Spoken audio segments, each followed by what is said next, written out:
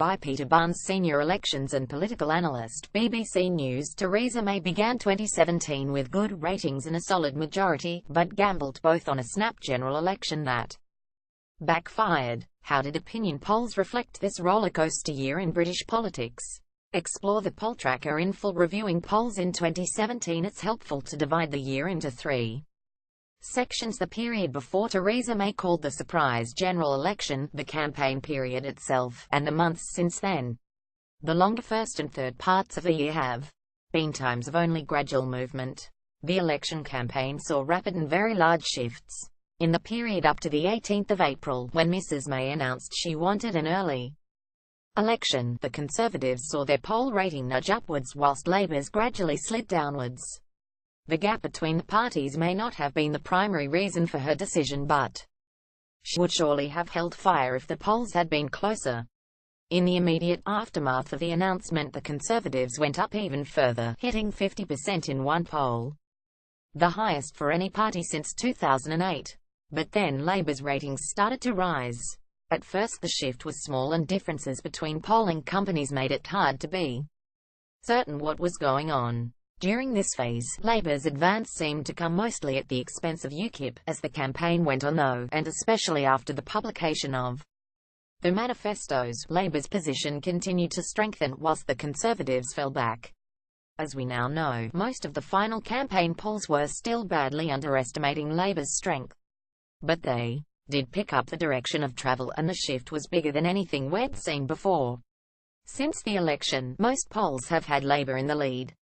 But there's been a slow decline from their immediate post-election highs, and the most recent polls have the two main parties essentially neck and neck.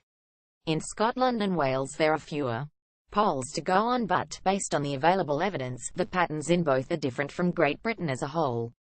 Labour has seen improvement everywhere again, with most of the rise occurring during the election campaign. But in Scotland this has largely come at the expense of the SNP, and in Wales from UKIP.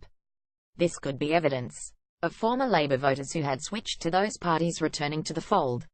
The approval ratings for Theresa May and Jeremy Corbyn over the course of the year follow a similar pattern to voting intention, but the movements are more exaggerated.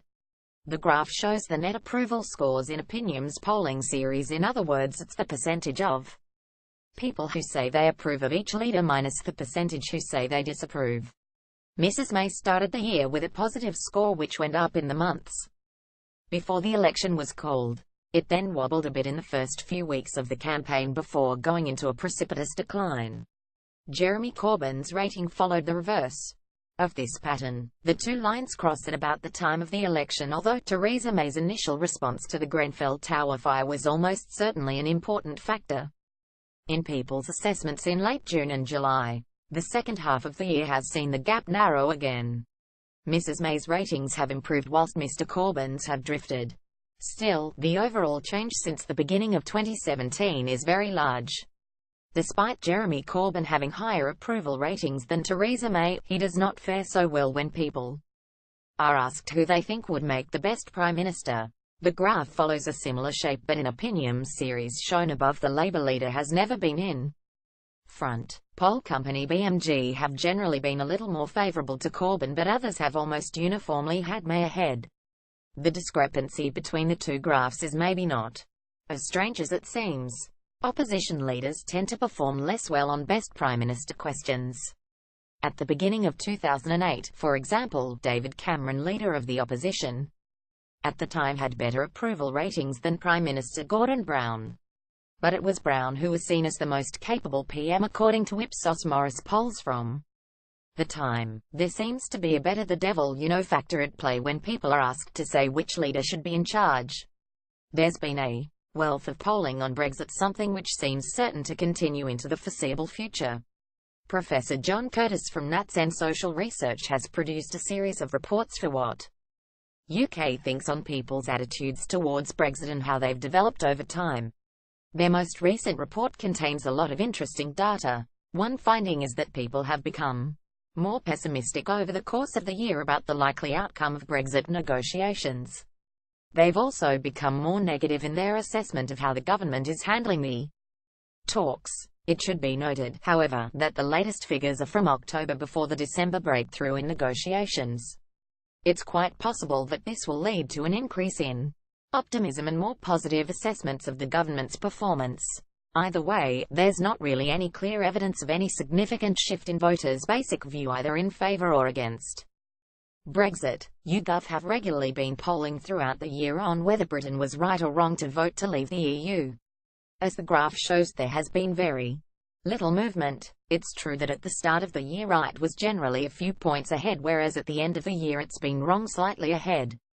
But any genuine change is very small. The only safe conclusion from this evidence is that the country remains roughly equally split on this issue.